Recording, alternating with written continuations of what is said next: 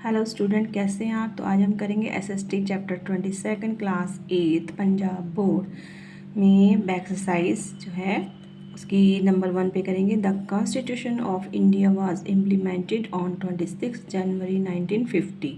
यानी कि 26 जनवरी 1950 को जो है हमारे देश का संविधान बना था, लागू हुआ था। ठीक है, नंबर 2 पे आएगा doctor Rajendra Prasad was the first president of India. India के जो पहले राष्ट्रपति थे वो कौन थे? डॉक्टर राजेंद्र प्रसाद। नंबर 3 पे है the law against dowry was enacted इन 1961। 1961 में जो है डाउरी का अधिनियम लागू हुआ था, यानी कि कानून बना था। डाउरी क्या होती है बेटा? डाउरी होती है दहेज प्रथा। ठीक है, दहेज कैसे कि लड़का लड़की की शादी होती है तो उसमें कई लोग गिफ्ट वगैरह के नाम पे जो है बहुत एक्सपेंसिव चीज़ें मांगते हैं, तो उसको डाउरी कहते हैं। ठीक है, फिर है number 4 the constitution of India was prepared in 2 years 11 months and 18 days।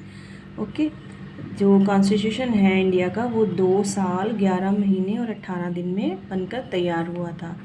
Next है the main cause of foeticide is dowry custom. तो मैंने जैसे आपको पहले समझाया था, तो उसमें जैसे कि एक होता है कि भ्रूण हत्या जो है ना, वो एक दहेज प्रथा का मेन कारण था।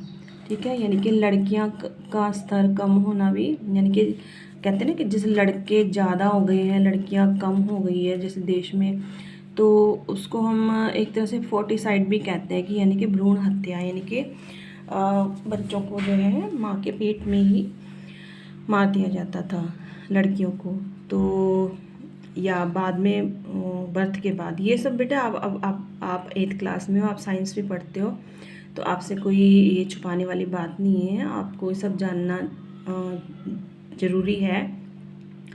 ठीक है, आपको ये नॉलेज होनी चाहिए सब चीज़ की। आप जो है देश के भविष्य हो। ठीक है, नंबर फिर आगे है आपका टिक।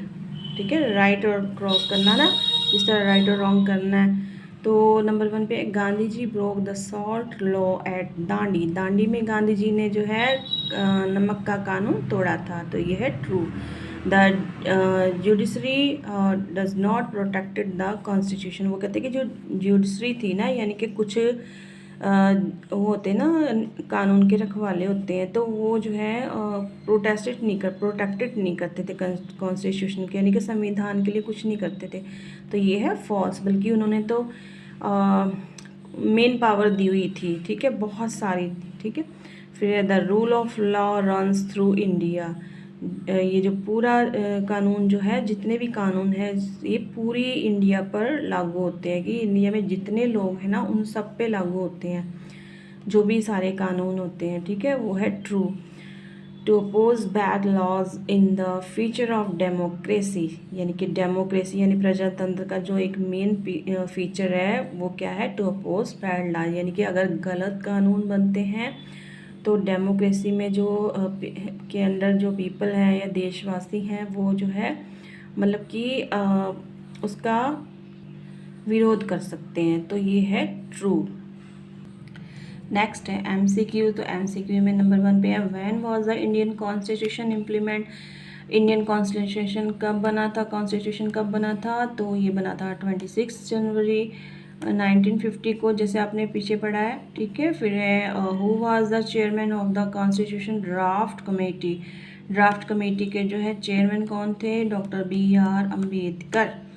नेक्स्ट है who is the highest of the following in India. India में सबसे ज़्यादा किसकी मतलब कि शक्ति होती है या सबसे ऊंचा कौन है? तो वो है कॉन्स्टिट्यूशन, यानी कि भारत का संविधान। नेक्स्ट है state the number of draft committee member. जो ड्राफ्ट कमेटी मेंबर थे जिन्होंने एक कॉन्स्टिट्यूशन को ड्राफ्ट करने में अपना योगदान दिया था, वो थे 7। तो आई होप बेटा आपको ये सब समझ में आ गया होगा बैक साइज। तो आपने लर्न करना है, अच्छे से समझना है, और अगर आपको ये वीडियो अच्छी लगी हो तो लाइक करना और मेरे चैनल को सब्सक्राइब करना, ताकि मैं आपको और वीडियो डाल सकूँ बैक एक्सरसाइज की और ये क्वेश्चन आंसर की। ठीक है, आपको चैप्टर भी अच्छे से समझा सकूँ। ओके बेटा, bye, thank you so much.